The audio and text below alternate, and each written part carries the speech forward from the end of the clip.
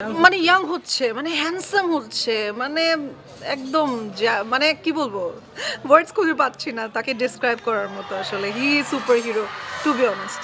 শাকিব খানের সঙ্গে সিনেমা করতে ইচ্ছা জাগে কিনা আপনার? না, আসলে সিনেমার জন্য অ্যাক্ট্রেস আছে বাংলাদেশে, সিনেমা করার জন্য অ্যাক্ট্রেস আছে, এবং সেটা একটা আলাদা একটা সুন্দর একটা জায়গা আছে।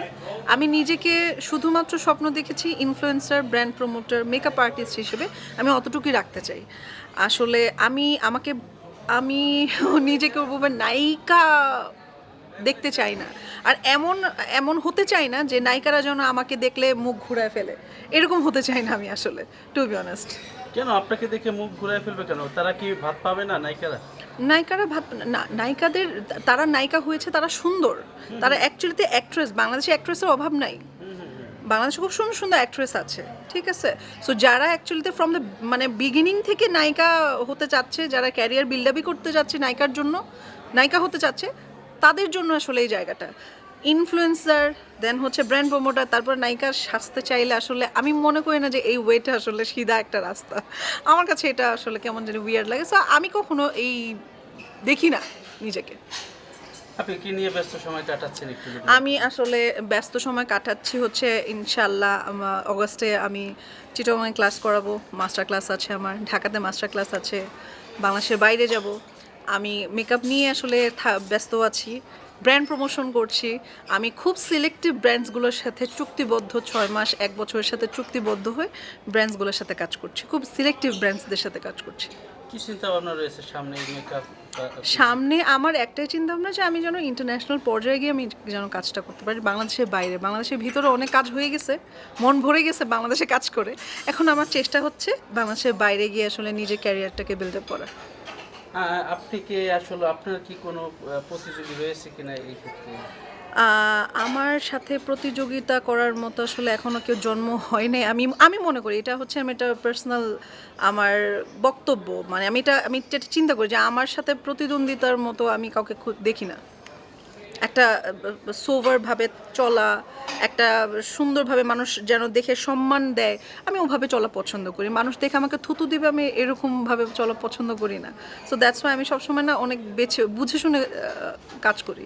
আসলে কি দেখা গেল কি, বাংলাদেশ হচ্ছে হুজুগের একটা পাগল, মানে যা দেখে তাই তারা বিশ্বাস করে বসে বা অনেক কিছু ইয়ে করে। তো এটার জন্য দেখা গেল যে না, স্টাডি করতে হবে, যাচাই বাছাই করে প্রোডাক্ট ইউজ করতে হবে।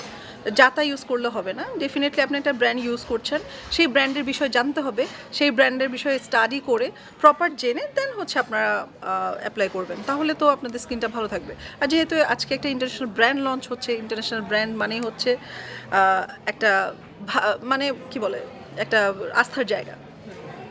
আমরা তো বিদেশি প্রোডাক্টের প্রতি আসলে সবাই আমরা আমরা আস্থা বাংলাদেশিরা অনেক আসক্ত হয়ে গেছি। আমরা চেষ্টা করি যে বাংলাদেশের বাইরে গিয়ে প্রোডাক্ট যেন পারচেস করি, তো বাংলাদেশে বসেই তো আমরা এখন পাচ্ছি।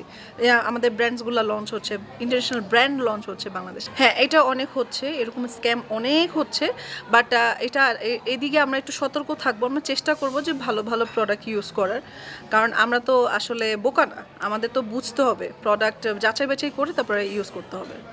আজকের প্রোগ্রামে আমি অ্যাজ আ গেস্ট হিসেবে invited from pop of colour, অনেক আগের একটা অনেক সাকসেসফুল একটা গ্রুপ, গার্লস গ্রুপ, যেটা আসলে ছোট থেকে অনেক বড় হয়েছে এবং খুবই ভালো একটা অ্যারেঞ্জমেন্টে একটা international brand, skin care brand আজকে বাংলাদেশে লঞ্চ হয়েছে, উইচ ইজ রিয়েলি অ্যামেজিং।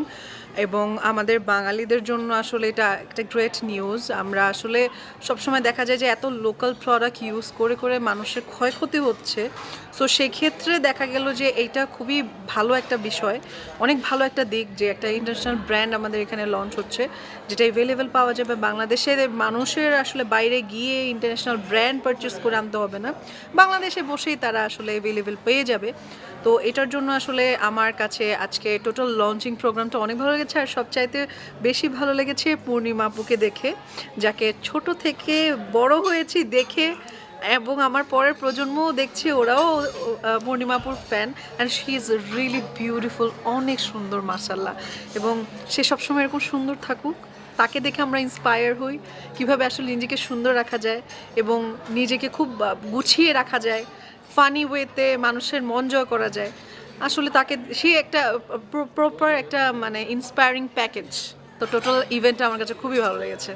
এখন ঠিক সেরকমই আছে, হ্যাঁ এখন ঠিক সেরকমই আছে। কিন্তু আমরা বুড়ো হয়ে যাচ্ছি, কিন্তু সে না, শি ইজ এভারগ্রিন, মানে লেজেন্ড আসলে, মাশাল্লাহ। হ্যাঁ, চেঞ্জ করে নাকি না, সে ন্যাচারাল বিউটি আসলে, ন্যাচারাল ন্যাচারাল বিউটি। এবং সবচাইতে আমি বলবো, আমি মনে করি যে সে বাংলাদেশে একমাত্র অ্যাক্ট্রেস যার কোনো আসলে কন্ট্রোভার্সি তেমন নাই। সে কন্ট্রোভার্সি ফ্রি একটা অ্যাক্ট্রেস এবং সবাই তাকে ভালোবাসে।